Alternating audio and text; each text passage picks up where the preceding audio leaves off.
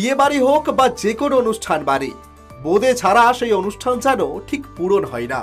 হলুদ রসালো বোঁদে, মধ্যে মধ্যে লাল রঙের কিছু বোঁদে, আহা, লুচি বা মুড়ির সঙ্গে বোঁদে খাওয়ার রেওয়াজ রয়েছে বহু বাঙালি বাড়িতেই।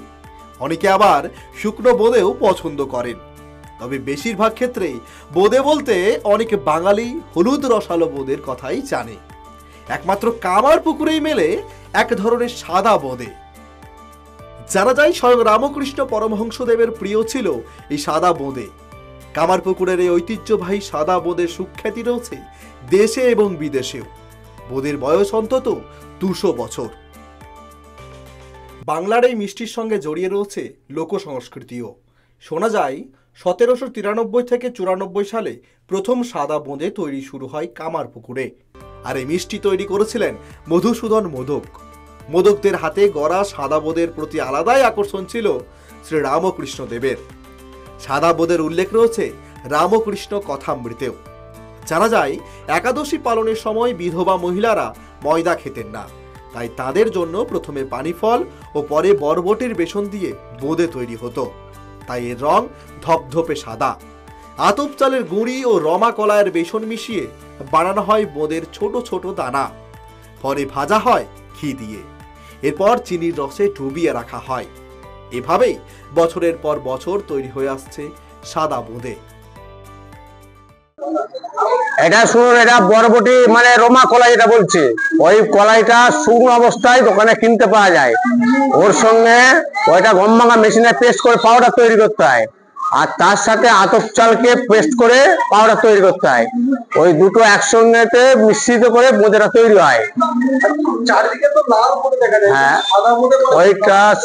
ওইটা সাধারণত ওটা মটর বেসনের, ওই জন্য ওটা লাল রং প্লাস হলুদ বোঁদে হয়ে যায়।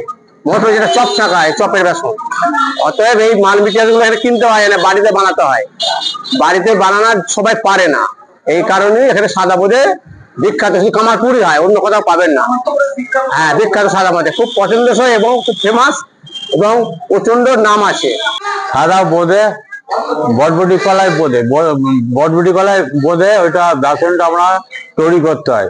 বটবটি কলাইটা মানে কলা ছাড়িয়ে ভালো করে পরিষ্কার করে ধুয়ে ওইটা খোলা ছাড়িয়ে তারপরে শুকিয়ে মানে রোদে শুকিয়ে ডাস করে তারপরে ওটা বেসনটা পেটে চাল গুঁড়ি খাওয়াতে হয়। আলো চালের গুঁড়ি, ওইটা 1 ভাগ বেসন আর 2 ভাগ গুঁড়ি, আলো চালের গুঁড়ি।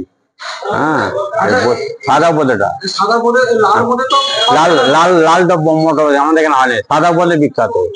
হ্যাঁ, সাদা বোঁদেটা ওইটা এখানে বিয়া প্রচন্ড বিক্রি হয়। ওইটা বোঁদেটা একটা কি, বোনেটা আমাদের আগে মিঠাই হতো। মিঠাই করে বাবা রামকৃষ্ণ নাম দক্ষিণেশ্বর থাকতো, তখন মা মিঠাই করে নিয়ে যেত। ওই বলে তখন মা মিঠাই করে নিয়ে যেত, দক্ষিণেশ্বর বাবার কাছে নিয়ে যেত, ওখানে খাইতো। এই মিষ্টির চাহিদা এতটাই বেশি যে মানুষ বহু দূর দূরান্ত থেকে এসে খালি হাতে ফিরবেন না, বোঁদে নিয়েই যাবে। এমনকি কামারপুকুরের উৎসব অনুষ্ঠান বিয়ে বাড়ি সব কিছুতেই এই বোঁদের চাহিদা কিন্তু খুব বেশি।